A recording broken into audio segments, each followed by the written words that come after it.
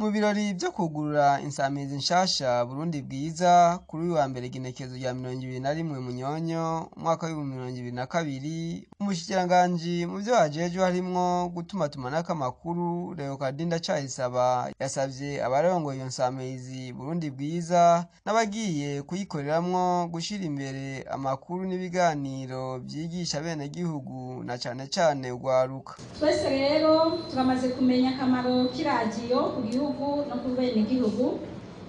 Iradiyo irafasha bene gihugu mu kuronka amakuru avugwa hirya no hino, bigatuma abafasha kumenya uko bokwifata nko mu vyo kubungabunga amagara n'ubuzima bwabo, ndetse n'ingene bokwiteza imbere bafatiye ku vyo bumvise ahandi.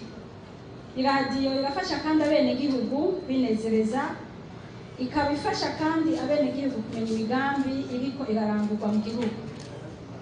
Irafasha kandi leta mu gushikiriza imigambi yayo ku bene gihugu no kumenyekanisha ingingo iba yafashe.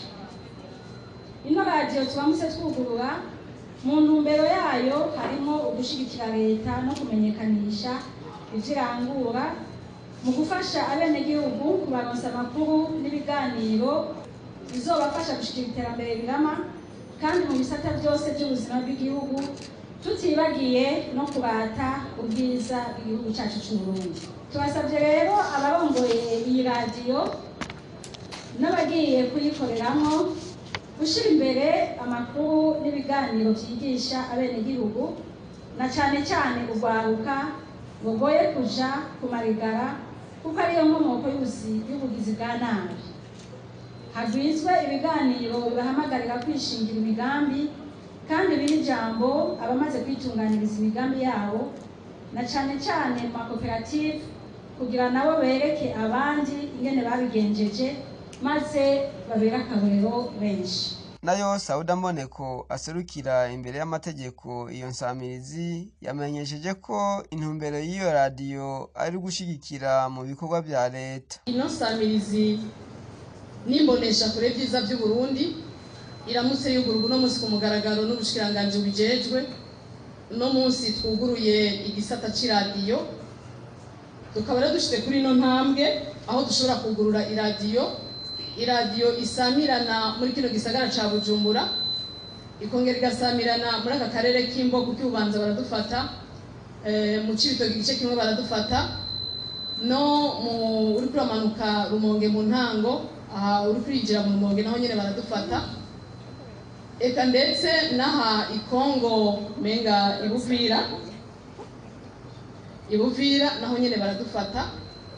Rero twaba dukenguruka kuri iyo ntambwe tugezeko. Ni igikorwa twifuza yuko caguka kitagarukira muri ako karere gusa, kuko twimirije gushira ibituma dusamirana igihugu cose.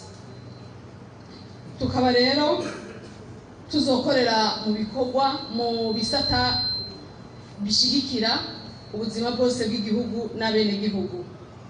Intumbero y'ino radiyo ni guherekeza leta mu bikorwa vy'iterambere, mu bikorwa bikaburira bene gihugu kwisuganya no kugira ngo dushike ku iterambere rirama twese turiko turaharanira.